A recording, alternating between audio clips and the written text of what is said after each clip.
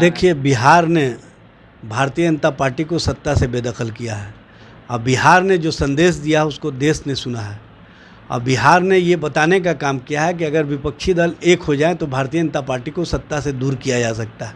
अमित शाह जी जो बात बोले हैं, इससे पहले गुजरात में 2002 में जो दंगा हुआ था, उन्होंने या नरेंद्र मोदी उस समय वहाँ पर मुख्यमंत्री थे, कितने लोगों को उल्टा लटकाया। जातीय गणना का मतलब है कि जो उपेक्षित है, जो वंचित हैं, जो पीड़ित हैं, उनको जो हक और अधिकार से वंचित किया जा रहा है, उनको जो बंच ऑफ थर्ड की राजनीति में फंसा करके कहीं ना कहीं धर्म की चाशनी में डुबोने का काम किया जा रहा है, उससे बचने की आवश्यकता है। रामनवमी के अवसर पे पूरे देश में शोभा यात्रा के दौरान हिंसा भड़की है। गुजरात हो, महाराष्ट्र हो, राजस्थान हो, बिहार, बंगाल, कई जगह पे हिंसा की खबरें हैं, लेकिन पूरा देश का टीवी अखबार बिहार पे लगा हुआ है।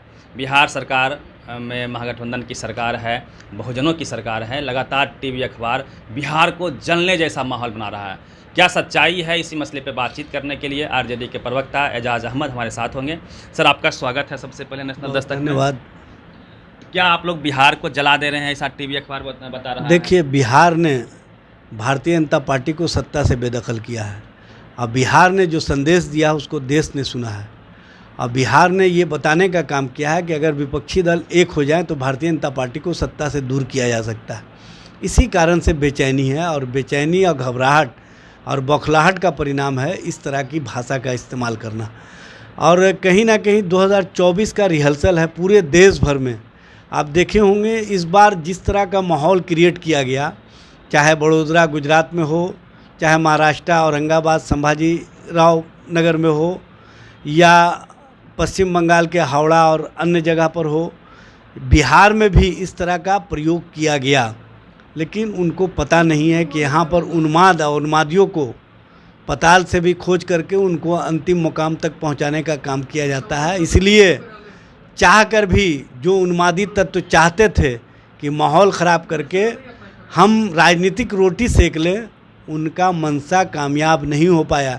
इसी कारण बौखलाहट और बेचैनी में कहीं ना कहीं उनके नेताओं का इस तरह का भाषा हो रहा है, जो भाषा कहीं ना कहीं जो संवैधानिक पद पर बैठे हुए नेता हैं उनको करने से पहले 100 बार सोचना चाहिए। लेकिन उनको तो सिर्फ़ और सिर्फ मंशा है नफ़रत फैलाओ, राजनीतिक रोटी सेको और राजनीतिक लाभ प्राप्त करो। लेकिन वो शायद सर इसी मसले पे बातचीत करते हुए नवादा के एक सभा में अमित शाह ने बोला, दंगाइयों को हम उल्टे लटका देंगे यदि उनकी सरकार बनती है तो, जो बीजेपी का सरकार है वहाँ पे दंगा नहीं होती है। उन्होंने ये भी क्लेम किया। अमित शाह जी जो बात बोले हैं, इससे पहले गुजरात में 2002 में जो दंगा हुआ था, उन्होंने या नरेंद्र मोदी उस समय वहाँ पर मुख्यमंत्री थे, कितने लोगों को उल्टा लटकाया।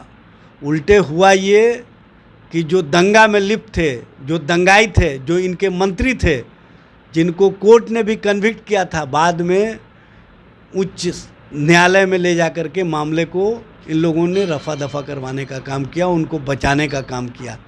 सरकार के स्तर से जितना प्रयास होना चाहिए था, इन लोगों ने दंगाइयों को बचाने में अपनी महत्वपूर्ण भूमिका निभाई। सभी लोगों को सुनियोजित थी, प्रायोजित थी, चूंकि 24 का चुनाव भी है। पिछले 20 वर्षों से लगभग दंगा नहीं हो रहा था बिहार में। देखिए, ये साजिश थी और साजिश एक बहुत बड़ी थी। लेकिन समय रहते बिहार की जनता जो इस मामले में पहले से सचेत रही है, और यहाँ पर जो आपसी भाईचारा है, मोहब्बत है, और जो मोहब्बत का पैगाम यहाँ पर समाजवादी नेताओं ने दिया है, उसको लोगों ने पहले भी स्वीकार किया है, अब भी स्वीकार कर रहे हैं और आगे भी स्वीकार करेंगे। चूँकि लोगों को पता है कि नफ़रत से देश को आगे नहीं बढ़ाया जा सकता है, नफ़रत से राज्य को आगे नहीं बढ़ाया जा सकता है, मोहब्बत से ही देश और राज्य की भूमिका तय होती है और मोहब्बत जहाँ होता है वहीं विकास होता है। सर, एक परसेप्शन है कि यूपी में योगी जी बुलडोजर चलवा देते हैं दंगाइयों पे, चाहे किसी कम्युनिटी का हो। क्या उस फॉर्मूले को बिहार सरकार अपनाएगी या क्या? क्योंकि एक परसेप्शन है कि इससे लॉ ऑर्डर मजबूत होता है, लोग सख्ती चाहते हैं इससे लोगों पे जो समाज में गड़बड़ करने वाले हैं। क्या उस तरह की कठोरतम कार्रवाई की अपेक्षा जनता कर सकती है? देखिए, जो बुलडोज़र चलाने वाले लोग हैं उन पर जो कमेंट आया है माननीय सर्वोच्च न्यायालय का, उस कमेंट को भी सुन लेना चाहिए। उन्होंने स्पष्ट रूप से कहा है कि इस तरह की स्थिति बना दी गई है, ऐसा लगता है कि यहाँ पर कानून और संविधान का पालन नहीं हो रहा है, महाजंगल राज की स्थिति है। क्या आप चाहते हैं कि देश में जो न्यायपालिका है, जो न्यायिक व्यवस्था है, जो भारत का संविधान कहता है, उससे इतर जा कर के आप चुन चुन करके टारगेट फिक्स करके उनके घरों पर, उनके परिवार पर, उनके लोगों पर बुलडोज़र चला करके, बुलडोज़ करके भारत के लोकतांत्रिक व्यवस्था को समाप्त कर दिया जाए?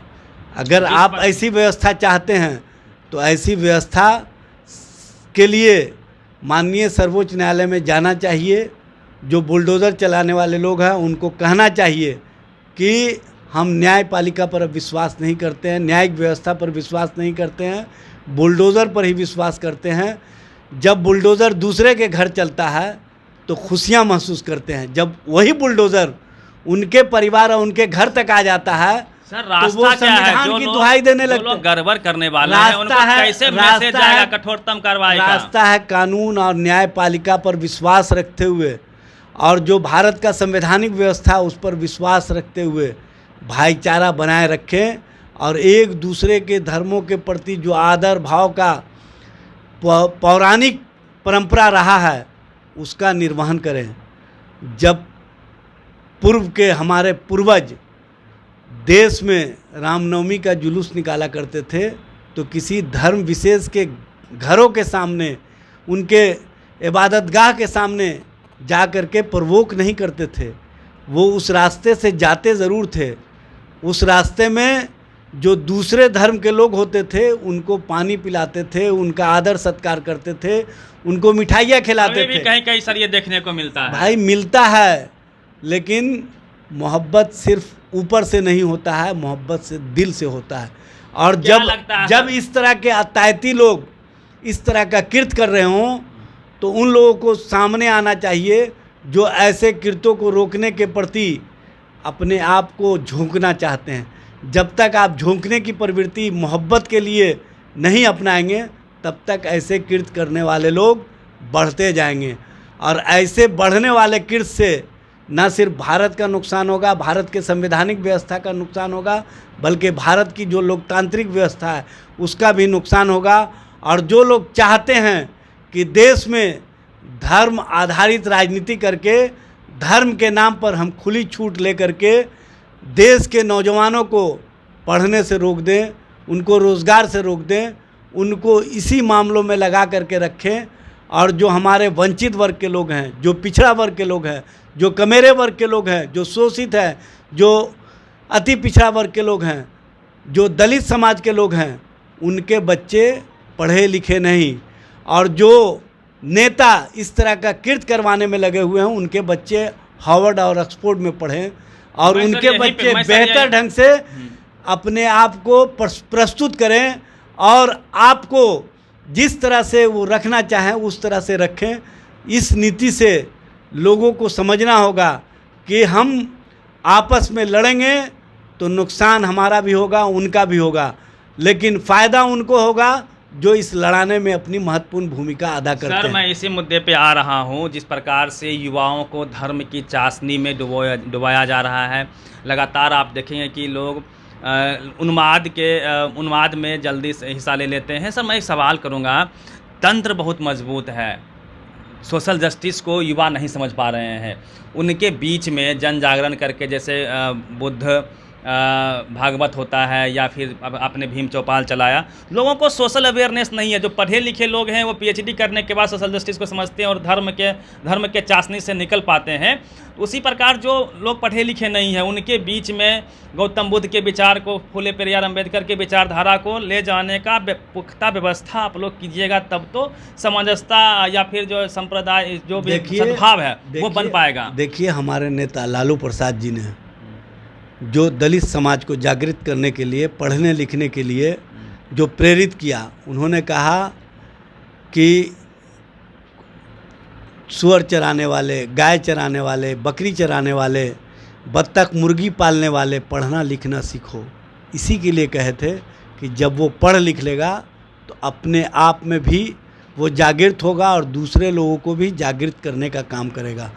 समाज में जिस तरह का माहौल बनाया जा रहा है उसी के लिए हम लोग जातीय गणना करा रहे हैं। जातीय गणना का मतलब है कि जो उपेक्षित है, जो वंचित हैं, जो पीड़ित हैं, उनको जो हक और अधिकार से वंचित किया जा रहा है, उनको जो बंच ऑफ थर्ड की राजनीति में फंसा करके कहीं ना कहीं धर्म की चाशनी में डुबोने का काम किया जा रहा है, उससे बचने की आवश्यकता है। आप जलेबी देखे हैं ना, चाशनी होता है और वो जब छना करके आता है उसको डाल दिया जाता है, तुरंत घुल जाता है और उसके बाद लोग चाव से उसको खाते हैं। लेकिन उसके बाद जलेबी कितना खाते हैं लोग? थोड़ा सा।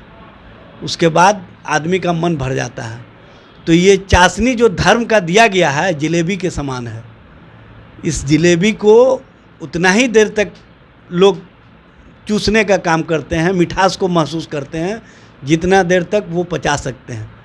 इसलिए धर्म की चाशनी से निकलने के लिए आपको सभी चीज़ का टेस्ट लेना होगा और समझना होगा कि आखिर उनके बच्चे ऑक्सफोर्ड और बड़े बड़े यूनिवर्सिटियों में क्यों पढ़ रहे हैं और हमारे बच्चे धर्म की चाशनी में क्यों डूबे हुए हैं। इसके लिए बड़ा सवाल है। इसके लिए सबको अवेयरनेस कार्यक्रम चलाना होगा, सरकार के स्तर से नहीं बल्कि जो स्वयंसेवी संगठन चला रहे हैं, जो जातीय आधारित राजनीति को मजबूती प्रदान करना चाहते हैं, उनको अपने पूर्वजों के संबंध में बताना होगा कि हमारे पूर्वज की सोच क्या थी। हमारे पूर्वज की सोच थी कि एक दूसरे के प्रति आदर का भाव रखो, एक दूसरे को समझने की कोशिश करो। एक दूसरे को जब समझोगे तभी तरक्की के राह पर आगे बढ़ोगे, तभी तुम भी तरक्की करोगे, देश भी तरक्की करेगा और कहीं ना कहीं जो सोच है उससे भी निकल पाओगे। चलिए, बहुत बहुत धन्यवाद। को बदलने की आवश्यकता है। एजाज साहब, वक्त निकाला आपने, लेकिन सवाल वही है, जिस प्रकार से धर्म की चाशनी में समाज को डुबाया जा रहा है। दोनों समुदाय के युवाओं से अपील है कि आप पढ़ने लिखने को जाइए, फूले पेरियार अम्बेडकर के विचारधारा को समझने का प्रयास कीजिए। आप धर्म के चाशनी से बाहर निकल पाएंगे। यदि आप गलती करते हैं, दंगा में जाते हैं, तो आप नहीं बचेंगे। आपके ऊपर नीचे कोई नहीं है। आप पहली या दूसरी पीढ़ी पढ़ लिख रहे हैं, मूर्खता में, अंधेरे में जी रहे हैं। यदि आपको तरक्की के रास्ते को अख्तियार करना है तो आपको पढ़ना लिखना पड़ेगा और उन चीज़ों को जो आपको उकसा रहा है वह उन्हीं पे आप छोड़ दीजिए। पूरी बातचीत कैसी लगी? रवि मेहता, नेशनल दस्तक, पटना। नेशनल दस्तक की आपसे गुजारिश है कि अगर इसको बचाना चाहते हैं तो नेशनल दस्तक को सब्सक्राइब करने के लिए रेड कलर के सब्सक्राइब बटन को दबाएं, फिर बेल आइकन की घंटी दबाएं। नेशनल दस्तक को बचाने के लिए बहुत जरूरी है कि हर खबर को शेयर करें, लाइक करें, कमेंट जरूर करें।